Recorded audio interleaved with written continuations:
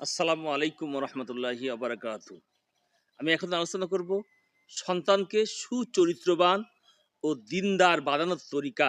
একটি সুসন্তান লাভ করার জন্য এবং সন্তানকে সুচরিত্রবান ও দিনদার বানানোর জন্য মাতা পিতার অনেক কিছু করণীয় রয়েছে। সন্তানের জন্মের পূর্বে থেকেই শুরু করতে হবে সন্তানকে ভালো বানানোর ফিকির ও প্রচেষ্টা। আর সেই ফিকির ও প্রচেষ্টা অব্যাহত রাখতে হবে মৃত্যু পর্যন্ত। এই ফিকির ও প্রচেষ্টার একটা মোটামুটি রূপরেখা আমি এখন আলোচনা করব। একটা সুসন্তান পেতে হলে একজন সৎ ও ভালো নারীকে বিবাহ করতে হবে। ভালো নারীর গর্ভেই ভালো সন্তানের আশা বেশি করা যায়। পিতা মাতা উভয়কেই হালাল খাবার গ্রহণ করতে হবে।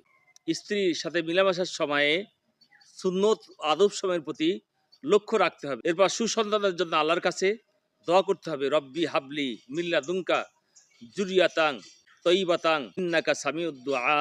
অর্থাৎ হে আমার প্রতিপালক, তুমি আমাকে নিজ অনুগ্রহে পবিত্র বংশধর দান করো, অবশ্যই তুমি দোয়া শ্রবণকারী। সূরা আল ইমরানের 38 নম্বর আয়াত। সন্তান গর্ভে আসার পর মায়ের চিন্তা ভাবনা, মায়ের মন মানসিকতা ও মায়ের আচার আচরণ সবকিছুর প্রভাব পড়ে থাকে গর্ভস্থ সন্তানের উপর। তাই সন্তান গর্ভে আসার পর মাকে সব কুচিন্তা পাপের চিন্তা পরিহার করতে হবে এবং নেক চিন্তা ও ভালো চিন্তা ভাবনা রাখতে হবে। তাহলে সন্তানের উপর তার সুপ্রভাব পড়বে। সন্তান জন্ম নেওয়ার পর তাকে গোসল দিয়ে পরিষ্কার পরিচ্ছন্ন করে ডাইন কানে আজানের শব্দগুলো এবং বাম কানে ইকামতের শব্দগুলো শোনাবে। এতে করে শুরু থেকে তার মনে আল্লাহ রাসূলের নাম ও কালিমা ইবাদতের সুপ্রভাব পড়বে।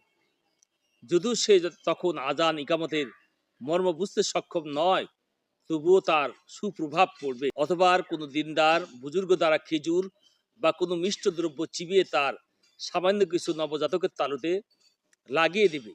এটাকে বলা হয় তাহানিক। এটা করা সুন্নত। এতে করে বুজুর্গের মুখের লালার মাধ্যমে বুজুর্গির সুপ্রভাব নবজাতকের মধ্যে প্রবেশ করবে। শিশুর একটা সুন্দর নাম রাখবে।